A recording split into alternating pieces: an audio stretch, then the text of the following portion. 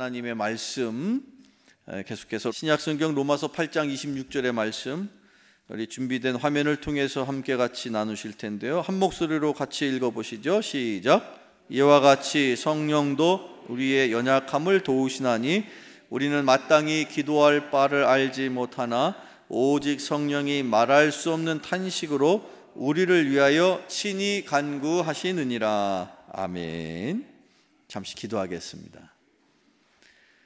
말씀의 영이신 성령 하나님, 이 시간 기도하오니 말씀을 전하고 듣는 중에 성령님께서 친히 임재하셔서 전하는 자의 입술을 주관하셔서 듣는 자들의 마음 문이 열리게 하시고 또한 영의 귀가 열리게 하여 주시옵소서. 그리하여 하나님의 음성을 듣고 하나님의 은혜를 깨닫는 귀하고 복된 시간이 되게 하여 주시옵소서. 예수 그리스도의 이름으로 기도하옵나이다. 아멘. 오늘부터 저는 매주 한 절씩 한 절씩 성령에 관련된 말씀을 여러분과 함께 나누겠습니다. 오늘이 무슨 주일이라고요? 성령 강림절. 그렇습니다. 우리가 1년을 쭉 이렇게 신앙생활 할 때 우리가 특별히 기념하는 몇 가지 중요한 이 기독교의 전통적인 절기가 있죠. 지난 4월 달에는 부활절이 있었습니다. 그리고 12월 달, 작년 12월 달, 올해도 12월 달, 해마다 12월 달에는 예수님께서 인간, 아기의 모습으로 이 땅에 태어나신 것을 기념하는 절기, 무슨 절기죠? 성탄절이 있습니다.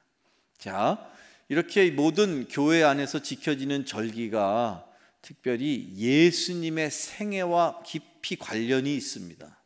그래서 실상은 우리는 통상 양력을 사용하는 관계로 해마다 그 연초의 1월이 그 해의 처음이지 않습니까?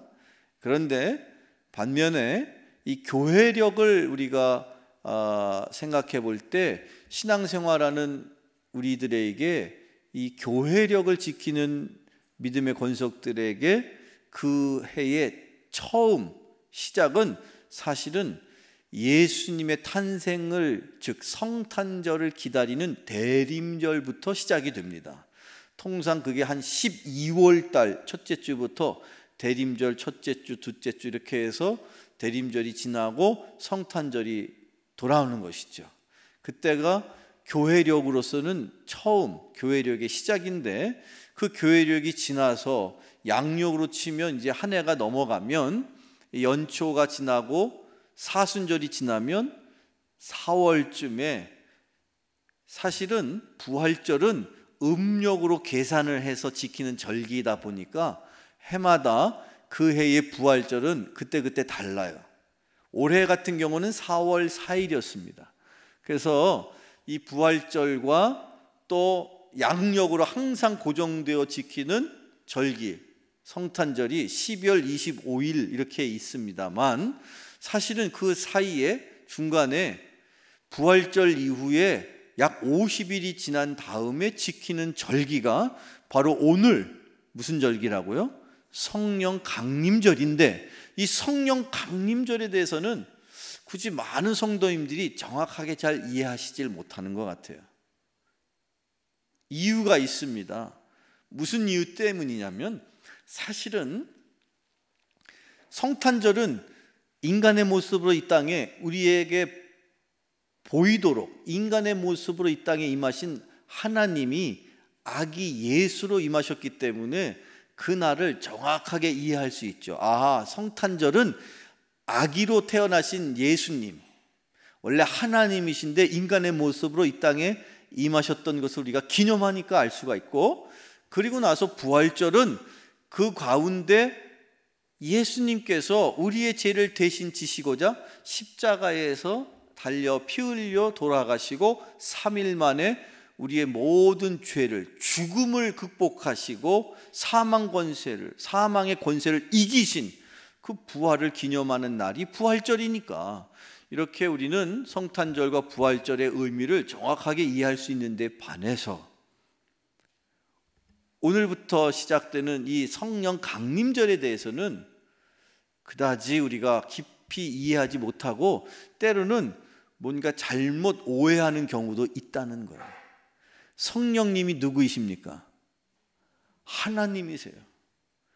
그런데 이 천지우주 만물을 만드신 하나님께서 그때 때때로 하나님의 뜻과 섭리를 위해서 인간의 모습으로 오신 분이 예수님이요, 또 그 인간의 모습으로 오셨던 예수님께서 이 땅에 머물러 계시는 동안에 제자들과 또 이후에 많은 예수님을 믿게 되는 주의 권속들을 위해서 예수님께서 친히 하나님께 기도해서 예수님을 대신해서 이 땅에 임하신 분이 누구냐? 영으로 임하신 하나님, 그분이 누구냐? 바로 성령님이시라는 거예요. 그 성령님이 지금 어디 계세요? 여러분의 심령 속에 계시는 것을 믿으십니까? 이 성령님을 우리가 정확하게 이해해야 되는데 이해하기도 어렵고 심지어 오해하게 되는 이유는 무엇보다 성령님이 나서서 이렇게 우리 앞에 드러내놓고 그분의 역할을 하시지 않기 때문이에요. 그래서 이 성령님을 신약 성경의 많은 학자들이 표현할 때 성령님의 성품 중에는 수줍음이 있다라는 표현까지 합니다. 수줍은 사람. 여러분, 어떤 성격 활발한 사람도 있고 그래서 나서는 사람도 있지만 좀 조용조용한 걸 좋아하고 그래서 수줍음이 있는 사람도 있는 것처럼 하나님의 성품 중에도 수줍어 하시는 성품이 있으셔서 그냥 뒤에서 이렇게 서포트하고 뒤에서 도와주는 걸 더 원하시는 분도 계신다는 거예요. 그 중에 운동 좋아하시는 분들 계십니까? 근데 운동 좋아하시는 분도요, 본인이 직접 운동장에 나가서 공을 차고 공을 던지고 하는 그런 운동을 실제 본인이 좋아하는 분도 계시지만 운동 경기하는 것을 멀리서 이렇게 응원하는 걸 더 좋아하시는 분도 계신 것처럼 그렇게 하나님도 때로는 멀리서 천지 우주를 다 주관하시는 성부 하나님이 계신 것처럼 또 인간의 모습으로 이 땅에 직접 오셔서 당시 제자들과 함께 먹고 자고 함께 활동을 하시면서 하나님의 뜻을 전해주신 성자 예수님이 계신 것처럼 또 한편 보이지 않는 곳에서 우리를 도와주시는 우리의 가장 가까운 곳에서 역사하시는 하나님이 계시는데 그 하나님이 어떤 하나님이시라고요? 성령 하나님이시라는 거예요. 그래서 성경의 학자들은 성령 하나님을 우리에게 가까이 다가오신 하나님이라고 표현한단 말이에요. 예수님께서 일찍이 2000년 전에 성령님을 우리에게 소개해 주실 때에 당시에 가까이 있었던 제자들에게 하신 말씀을 우리가 한번 보겠습니다. 예수님께서 그 성령님을 소개하면서 뭐라고 표현하셨느냐? 보혜사. 여러분, 보혜사라는 말씀 들어보셨죠? 그래서 흔히 우리는 성령님 하면 먼저 보혜사라고 생각을 해요. 그래서 성령님이 보혜사이신 건 맞는데 그럼 성령님만 보혜사이셨느냐는 거예요. 아니라는 겁니다. 자, 요한복음 예수님의 말씀이니까 14장 16절 17절 읽어보세요. 잘 읽어봅시다. 같이 읽어봅니다. 시작. 내가 아버지께 구하겠으니 그가 또 다른 보혜사를 너희에게 주사 영원토록 너희와 함께 있게 하리니 세상은 능히 그를 받지 못하나니 이는 그를 보지도 못하고 알지도 못함이라. 그러나 너희는 그를 아나니 그는 너희와 함께 거하시며 또 너희 속에 계시겠음이라. 아멘. 여러분의 심령 속에 주님이 우리를 위해서 성령을 보내주셨어요. 그래서 예수님께서 너희를 위해서 오시는 보혜사가 계시는데 그 보혜사이신 성령님은 너희들과 함께 한다. 영원히 함께 한다. 어떻게 가능합니까? 내 안에 나의 존재 속에는 영이 있어요. 근데 그 영 속에 누가 계신다는 거예요? 성령님이 계신다는 거예요. 그 성령님이 계셔서, 그 성령님이 나와 함께 하셔서 영원히 나와 동행하시고 내 인생을 주관하시고 지금도 이 순간에도 이 예배를 주님이 이끌어 가시는 것을 믿으시기를 바랍니다. 성령님을 통해서 우리가 하나님의 은혜를 누리는 거예요. 하나님과 우리 가운데에 과거에 예수님이 계실 때에는 예수님께서 직접 하나님의 뜻을 가르치셨단 말이에요.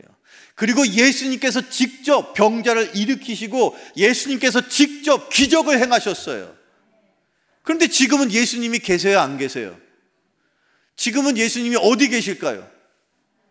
하늘나라에 하나님의 우편에 계신단 말이에요. 그래서 그 하나님께서 하나님의 우편에 계시는 예수님을 통해서 이 땅에 누구를 보내셨다고요? 성령님을 보내셨다는 거예요. 그 성령님이 내 안에 있다라는 확실한 증거를 이제 저는 하나씩 말씀을 통해서 살펴보는데, 우선 먼저 예수님께서 말씀하시기를 또 다른이라는 표현을 쓰시면서 보혜사 성령님을 소개해 주세요. 또 다른이라는 말은 어떤 의미입니까? 보혜사 성령님이 계시는데 그 성령님을 일컫는 표현을 보혜사라고 그렇게 가르쳐 주셨는데, 사실은 성령님을 표현하는 고유한 명칭이 아니에요. 보혜사라는 명칭은 당시에 변호사라는 뜻도 있고요, 상담자라는 뜻도 있고요.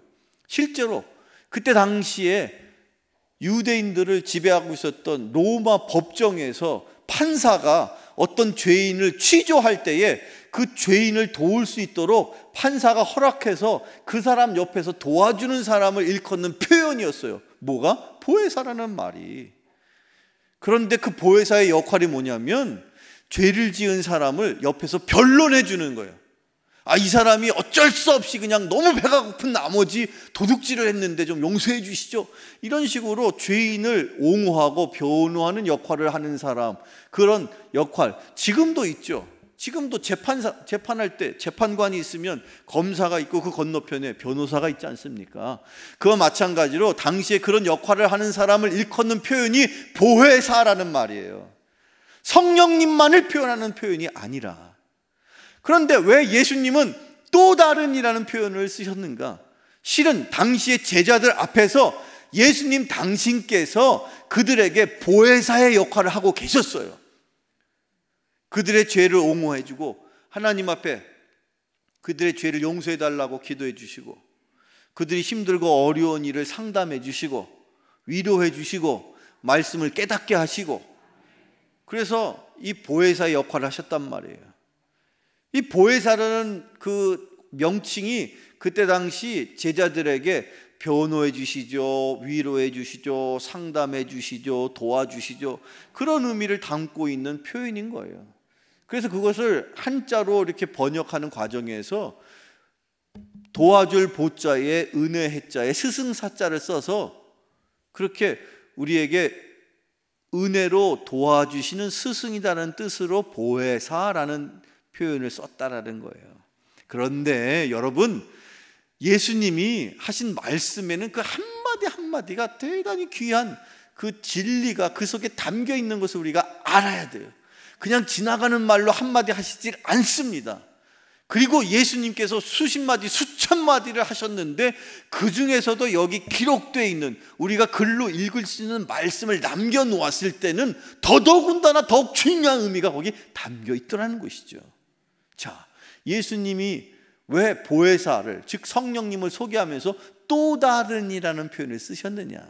그 이유는 예수님이 먼저 첫 번째 우리에게 찾아오신 보혜사이기 때문입니다. 자, 신약성경 요한일서 2장을 계속 읽어볼게요.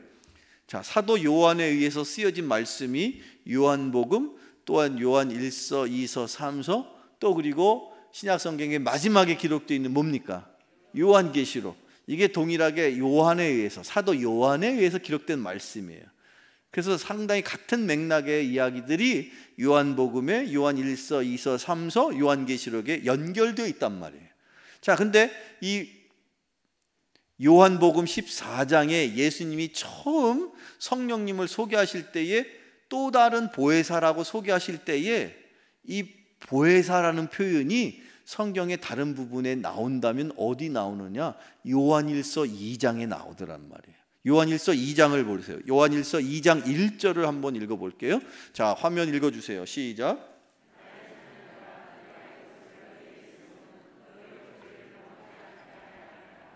만일 누가 죄를 범하여도 아버지 앞에 우리에게 대언자가 있으니.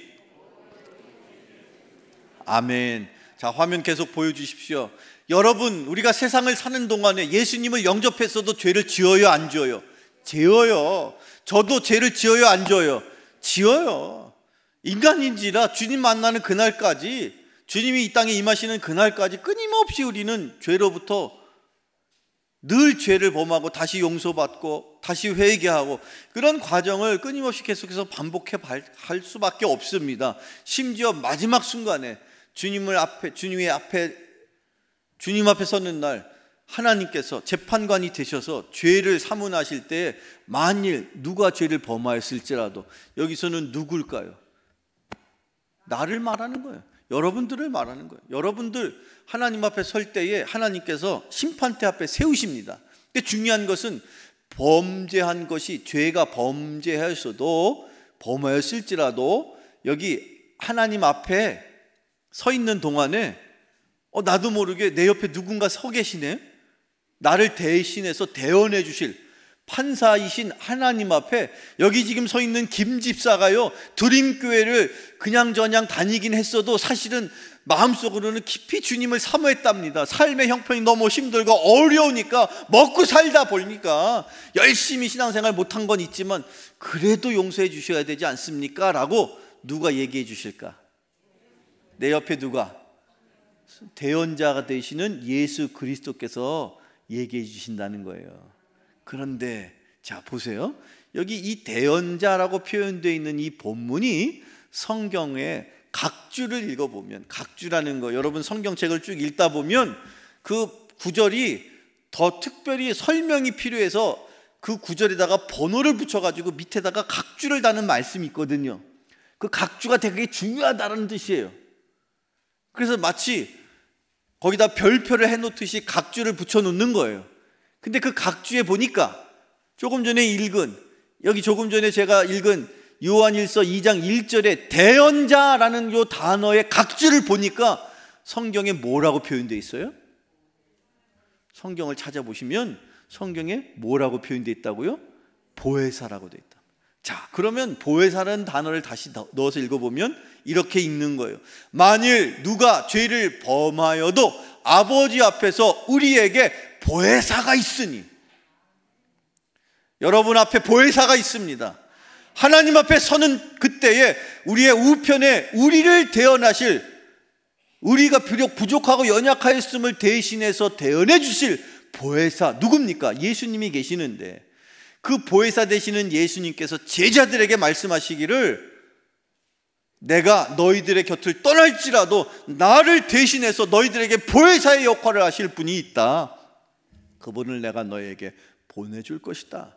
그분이 임하셨는데, 그때를 우리가 기념해서 성령 강림절로 기념하는 것이고, 그 성령 강림절에 이 땅에 임하신 성령께서는요, 예수를 구주로 고백하는 그 순간 여러분의 심령 속에, 여러분 한 분 한 분의 심령 속에 지금 좌정하시고, 지금 임재하시고, 지금 영원토록 여러분과 함께하고 계심을 믿습니다. 여러분 안에 계셔요. 하나님이 어떤 상태로? 성령님의 상태로. 성령님이 나와 함께 하심으로 예수님이 하신 말씀, 내가 세상 끝날까지 너희와 함께 하시겠다라는 예수님의 그 마지막 유언이 성령님을 통해서 이루어졌습니다. 예수님의 영, 생명의 영, 하나님의 영, 거룩한 영, 성령님과 동행하는 여러분 되기를 축원합니다. 그런데 그 성령님께서 어떤 분이시냐? 우리를 위해서 변호해 주시고 상담해 주시고 위로해 주시고, 우리가 힘들고 어려울 때 우리를 어떻게 하신다? 도와주신다.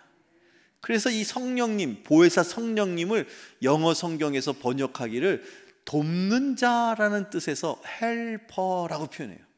여러분, 헬프미 무슨 뜻입니까?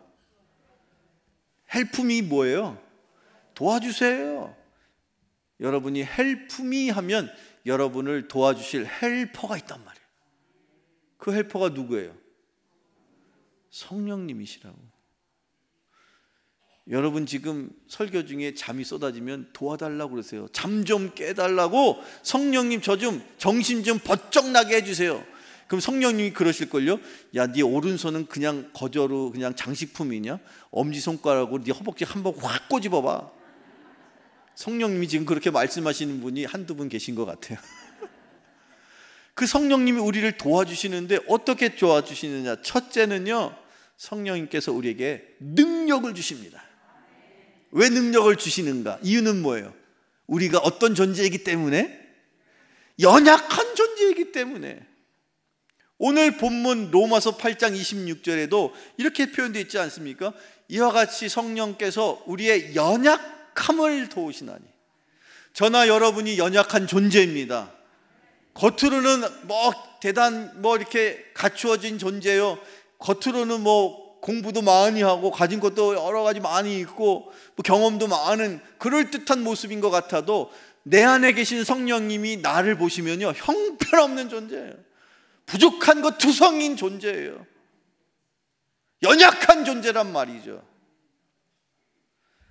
17세기에 유명한 프랑스의 사상가였던 파스칼이 말하기를, 인간은 생각하는 뭐라고 했어요? 맞아요.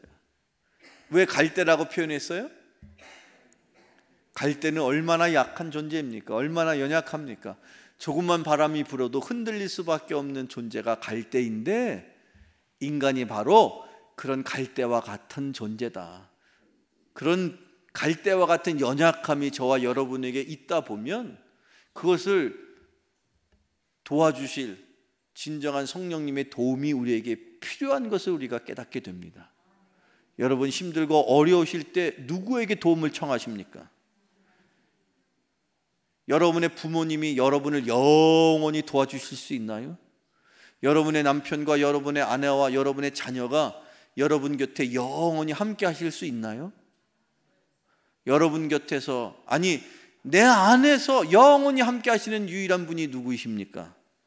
성령님이시죠. 그 성령님이 여러분을 도와주실 줄로 믿습니다. 그래서 사도 바울은요, 빌립보 교인들에게 내게 능력 주시는 자 안에서 내가 모든 것을 할 수 있습니다, 그렇게 고백을 한 거예요. 이 고백은 내게 능력 주시는 자 밖에 나가서는 내가 아무것도 할 수 없는 존재입니다를 고백하는 사람에게 가능한 자신감이죠. 여러분 또한 내게 능력 주시는 자 안에서 내가 모든 것을 할 수 있다라고 고백할 수 있기를 축원합니다. 그러시려면 먼저 나는 주님의 곁에서 떠나면, 주님 밖에 나가면 나는 아무것도 할 수 없는 존재라는 것을 하나님 앞에 먼저 고백할 수 있어야 합니다. 그럴 때 하나님께서 여러분을 도와주실 줄로 믿습니다. 그렇게 성령님은 우리에게 능력을 주시는 분이신 것이죠. 또한 두 번째, 우리에게 필요한 도움을 어떻게 주시느냐. 다시 한번 여러분, 우리는 기도하면서 이 기도가 힘들고 어렵다는 것을 때때로 느낄 때마다 꼭 기억해야 할 사실이 있는데, 무엇 때문에 그 기도가 어려울까요? 우리는 때때로 기도하면서 나에게 지금 당장에 필요한 것이 무엇인지를 알지 못하고 살기 때문입니다. 여러분에게 여쭤보겠습니다. 1시간 후에 나의 인생에 일어날 일을 나는 안다, 모른다? 그러니 우리는 기도할 수 있어요, 없어요? 기도는 하겠는데 내게 필요한 기도가 뭔지를 모르더라는 거예요. 이게. 이런 어리석은, 이런 모습을 성령께서 아시고 우리에게 도움을 주시되 어떻게 도와주시느냐? 지혜를 주신다는 거예요. 그 두 번째 도움이 바로 지혜인 것입니다. 제가 준비한 신약 성경 고린도전서 한번 같이 읽어보실 텐데, 왜 성령의 도움이 지혜를 통하여 오는지, 먼저 고린도전서 2장 12절 13절 읽어봅시다. 시작.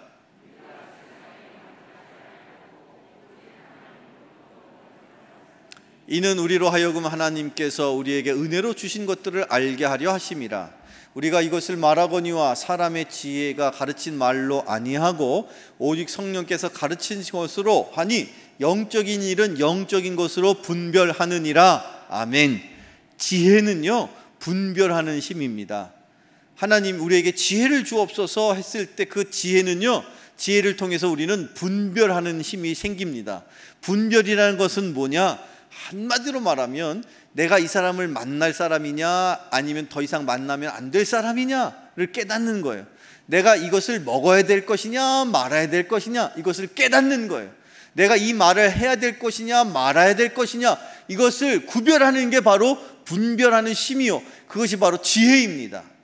그런데 이 세상의 일은 다 세상으로부터 오는 지혜로도 얼마든지 할 수 있지만 영적인 일은 영적인 지혜, 영적인 분별력으로만 할 수 있다라는 거예요. 그런데 여러분에게 여쭤보겠습니다. 기도는 여러분이 어떤 기도를 하시든, 비록 짧은 식사 전에 하는 식사 기도 또는 무슨 기도가 됐든, 여러분이 따로 정해서 하는 기도가 됐든, 같이 모여서 하는 기도회가 됐든, 어떤 기도가 됐든 그 기도는 육적인 일일까요? 영적인 일일까요? 영적인 일입니다. 따라서 우리가 하는 신앙생활 가운데 특별히 이 기도에 있어서만큼은 영적인 일인지라 영적인 분별력을 갖고 기도하시기를 바랍니다. 그렇지 않고서 육신의 생각과 육신의 노력과 육신의 열심만으로 기도하면 절대 그 기도는 응답될 수가 없고 하나님의 뜻을 깨달아 알지도 못하기 때문에 하나님 뜻대로 기도하지 않는 기도를 하나님이 들으시는지라 응답을 하실 수가 없는 것이죠. 그럼 우리는 어떻게 기도해야 됩니까? 기도는 영의 일이기 때문에 영적인 분별력이 우리에게 임해야 됩니다. 그 영적인 분별력, 영적인 지혜를 누가 우리에게 주십니까? 그 지혜의 소유자이신 하나님께서 누구를 통해서 우리에게 주실까요? 성령님을 통해서 주시는 거예요. 그래서 우리가 기도할 때 성령에 의지하는 것이고 성령 안에서 기도하는 것이고 성령의 뜻대로 기도하는 것이고 더 나아가서 성령과 함께 기도하지 않으면 그것은 나 혼자의 독백으로 끝이는 거예요. 그래서 여러분들이 기도할 때 먼저 성령과 함께 할 수 있도록 그렇게 우리가 하나님 앞에 기도해야 할 줄로 압니다. 그런 지혜로움을 성령을 통해서 주시겠다고 그렇게 사도 바울 로마서 8장을 통해서 우리 주님이 약속하신 거예요. 성령의 도움으로 우리에게 필요한 능력을 하나님이 주시고 또 성령께서 우리에게 필요한 판단력, 즉 지혜를 주시고 그리고 더 나아가서 마지막 성령께서 이제는 더 이상 우리에게 능력도 주시고 또 우리에게 지혜를 주셔서 우리가 뭐 하기를 원하시는가? 여러분에게 왜 능력을 주시고 왜 지혜를 주십니까? 무엇을 위해서 주십니까?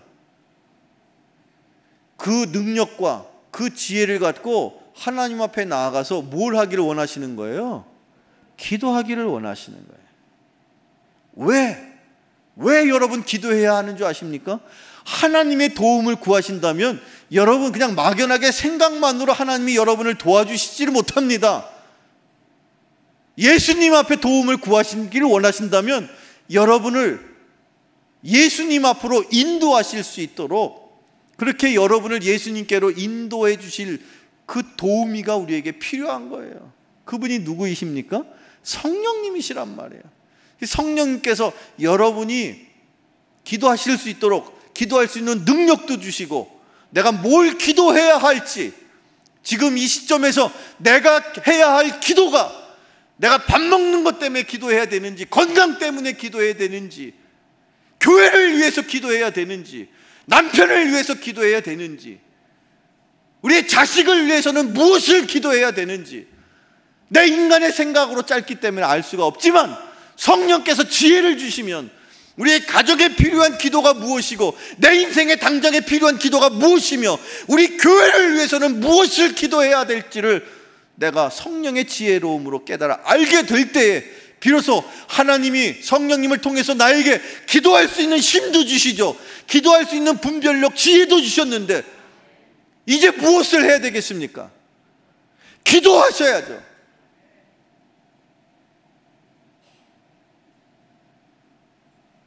성령께서 우리에게 능력도 주시고 지혜도 주시는 단 한 가지의 이유는 바로 기도하기를 원하시기 때문입니다.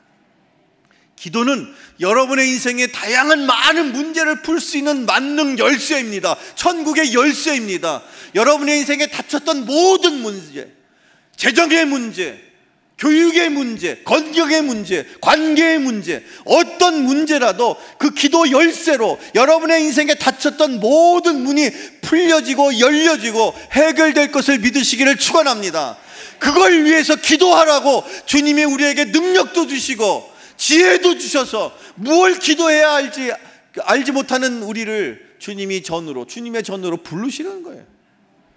기도하시면 기도하는 동안에 성령께서 친히 우리를 위해서 말할 수 없는 탄식으로, 우리를 위해서 말할 수 없는 간절함으로, 우리를 위해서 눈물을 뿌려가면서 기도하신다는 거예요. 어느 때에? 내가 기도할 때에. 내가 기도하지 않으면 성령께서 감히 하나님 앞에 나를 위해서 기도할 수가 없어요. 성령께서 여전히 여러분의 심령 속에서 기다리고 계십니다. 김 집사 도대체 언제 기도할 거냐? 박 권사야 도대체 너는 내가 너에게 능력도 주고 지혜도 줄 터인데 뭘 망설이면서 아유 저는 기도할 줄 몰라요. 몰라도 괜찮아.